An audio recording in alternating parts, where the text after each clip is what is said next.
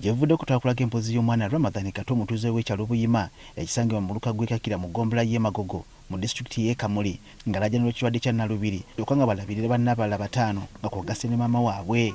Ekyennaku bano tebalina wakusula wankomeredde bwe bali basula waliwo omuzira kisa yabawaawo bagire nga bakuumirawo obulamu. Oluvannyuma lw'emboozi eno okulagibwa ku Spark TV, abantu bangi bajja bavaayo okudduukirira omwana ono ne famire ye ne basonda ensimbi obaguze ploti omuli n'ennyumba. Ramadhan Kato ng'abuganya essanyu ategeeza nga kati bwakkakkanya emmeeme kubanga afunye w'anaaziikibwa ng'afudde. Mbeera ndira ettaka ly'okubaamu n'eryokunziikamu. Era ntitamala mwana omusobola okumpa obuyambi obusinzibwa kuba ettaka. Nokulira kwembeera endira ewakunta gana neyandiza nalala subuka nalala akwirize otoire. Asiimye Spark TV ku n'abalabi baayo olw'okumufaako mu ngeri ey'enjawulo ne batuuka n'okumuwonya obupangisa. Nebaja ba Spark TV okunkolera omutembo kubanga ninawo okuva ne banange babatwala ku isomero n'okubanga basoma.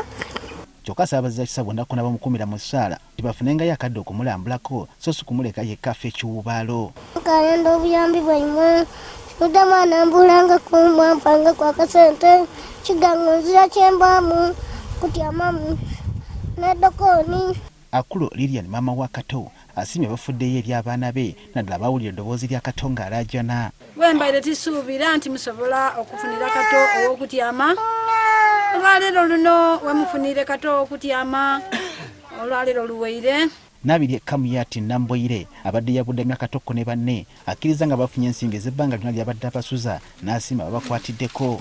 Mbeebaziiza mwebale kumuyamba mwebale kumuyambira irala.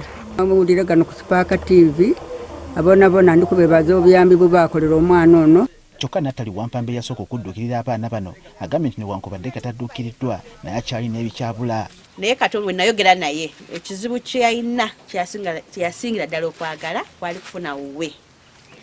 Ne mugamba katugende tulabe. Ndaka kwebaza Mukama nti leero atusobozesezza okujja ne sobola okuwa Kato ekiroto kyekyo kye yalina. Mu kaseera kano Kato yadde okusoma ne banne kyokka nga kyalina ebyetaago omulina okubazimbira kaabuyonjo.